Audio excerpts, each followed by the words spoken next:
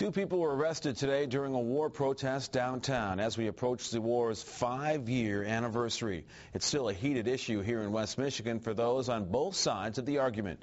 Fox 17's Carl Apple joins us now from the newsroom with more. Carl. Mike, a few hundred showed up at Veterans Memorial Park to send a message asking the government to end the war and bring the troops home, but others who showed up say in the meanwhile the protests just make it worse. In 5 years, we've seen the images, both tragic and joyous. And after 5 years, we've also heard the opinions. We are here to demand the immediate withdrawal of all troops.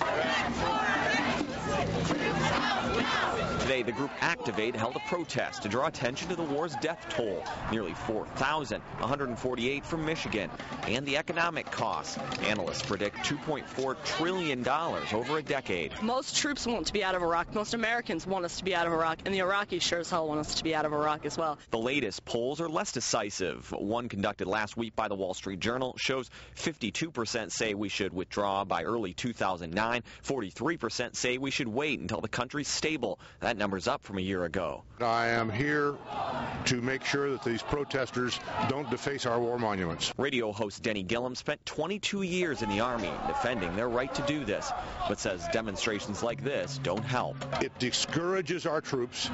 It lowers the morale of our troops in Iraq who do know they're here.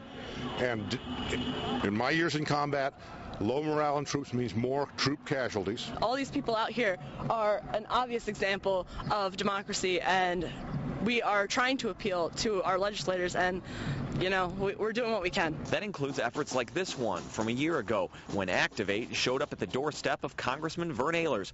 Groups like Activate are trying to get their point across that as long as there's a war, there will be people who will march against it. Grand Rapids police arrested 2 protesters for disorderly conduct after the march apparently spilled out onto the street. Organizers say it was all a big misunderstanding. They weren't doing anything illegal.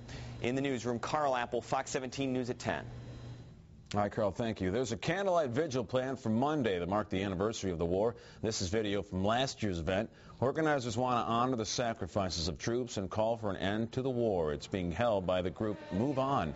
The vigil's from 7 to 9 p.m. at Veterans Park. People from the group have protested the war since before it started.